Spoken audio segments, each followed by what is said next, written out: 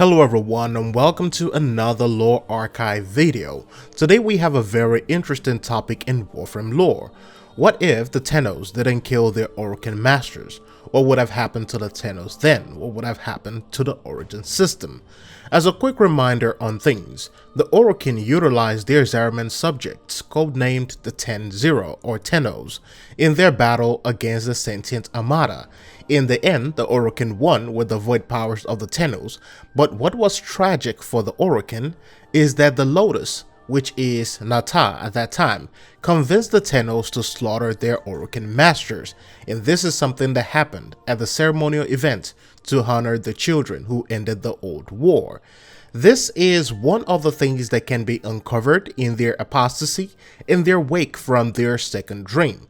The codices within the game also broke down some of these things, so feel free to jump in and check those things out.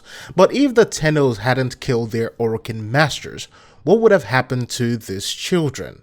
Considering the way that the OROKIN ran their empire and how the Honored Seven governed the system, the TENNOs would have become like Spartans, like the Covenant within the Halo series, and of course, the Honored Seven would have been like the Prophets. Now, considering the effects of the Void on these children will likely remain in their physical form, but would also have unlocked powers unimaginable through the Seven Principles. They would evolve to unlock the Penjaga focus ability as their own. This is, of course, a focus ability only used by pets and companions. Considering the connections between the TENNO and the ability to use transference or connect to the Cephalon weave, controlling things such as the Golden Maw through transference is only a small fraction of what a TENNO will be able to do. The TENNOs would be able to either transform into different forms or be able to take control of another individual or person in battle, which will make stealth combat quite crazy and quite dangerous. The last time we talked about why the TENNOs would lose the new war compared to the old war, and it all came down to their lack of development and training. They are just not evolved, and all the powers they have unlocked so far are only a fraction of things that they learned under the OROKIN, and also a small fraction of how they used to be during the old war. Considering the utilization and the manipulation of Oro and Kuva, the TENNOs will become gods if the OROKIN were still alive, and the TENNOs will at one point in time become too powerful.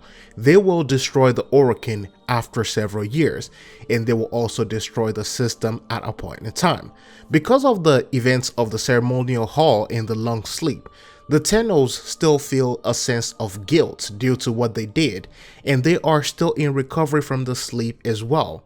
More years under the OROKIN teachings will mean that most of them will bond enough to form allegiance to a cause, which will then lead to a system-wide TENNO war, and this is something that will be even more deadlier than the old war or the new war. Something that will transcend the origin system, lead to Tau, and might even shatter the Cephalon weave. In the Rel comics and the story arc, we learn that every child or individual is not as innocent as they seem. They all have their own intuition and their own feelings. They're not all good. Some of them are also evil. And the longer they live, the TENNOs would have been the ones to lead all the houses and all the factions that we see in the origin system.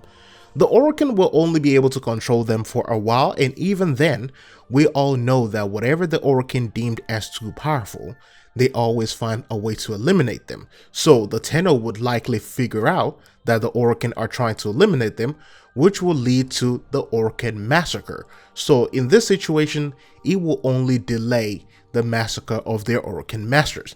And from this, the TENNOs will be scattered and split just like the Stalker acolytes. The difference here is that they would have learned more skills and uncovered or unlocked more abilities if they hadn't killed the OROKIN after the old war. But either way, they will still end up killing the OROKIN. In other words, the slaughter of the OROKIN after that war in that ceremonial event basically saved the origin system, the Tau system, the Void, and everything beyond. So let me know your thoughts about this. Thanks for watching. I'll see you guys in the next lore archive.